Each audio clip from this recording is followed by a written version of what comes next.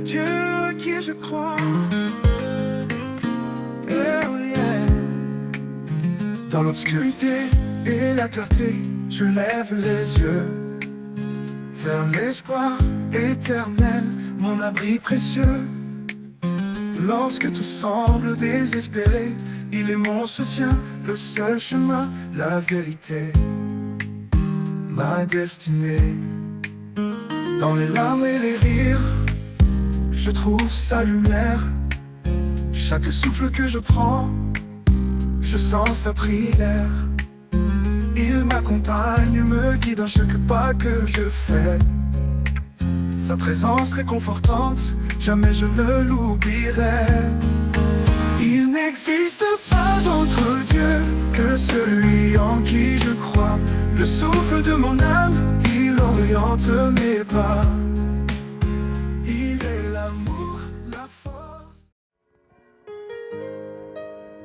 Bienvenue, chers frères et sœurs, sur El Shaddai's Army TV.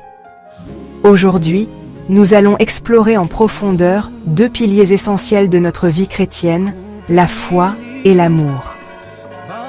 Ces deux vertus sont indissociables et fondamentales pour entretenir une relation profonde avec notre Seigneur. Avant de commencer, inclinons nos têtes pour une prière. Seigneur Dieu Tout-Puissant, nous te remercions pour ce moment que tu nous accordes pour méditer sur ta parole. Ouvre nos cœurs et nos esprits afin que nous puissions comprendre la profondeur de ta foi et de ton amour. Que ton Esprit Saint nous guide et nous éclaire tout au long de cette réflexion. Au nom de Jésus-Christ, notre Seigneur et Sauveur, nous prions. Amen. L'apôtre Paul nous enseigne dans Première Épître aux Corinthiens chapitre 13, verset 2.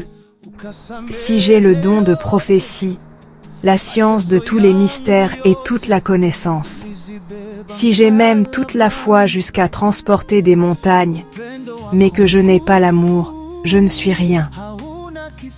Ce passage souligne que même une foi capable de réaliser des miracles est vaine sans amour. Pourquoi cela?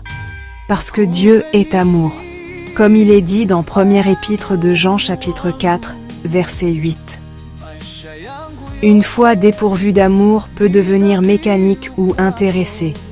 En revanche, une foi nourrie par l'amour est vivante et reflète la nature même de Dieu. Hébreux chapitre 11, verset 6, nous rappelle.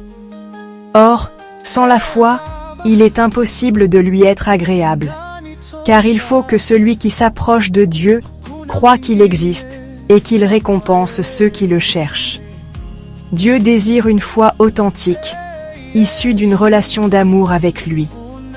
Jésus nous donne le plus grand commandement dans Matthieu chapitre 22, verset 37. Tu aimeras le Seigneur ton Dieu de tout ton cœur, de toute ton âme et de toute ta pensée. Lorsque nous aimons Dieu sincèrement, notre foi devient une expression naturelle de cet amour, et nous cherchons à lui plaire non par obligation, mais par affection. Voici 3 moyens concrets pour nourrir notre foi par l'amour. Premièrement, aimer Dieu à travers la prière et la méditation de sa parole. Consacrons du temps chaque jour à la prière et à l'étude de la Bible. Cette communion quotidienne renforce notre amour pour Dieu et, par conséquent, notre foi. Deuxièmement, aimer notre prochain comme un témoignage de notre foi.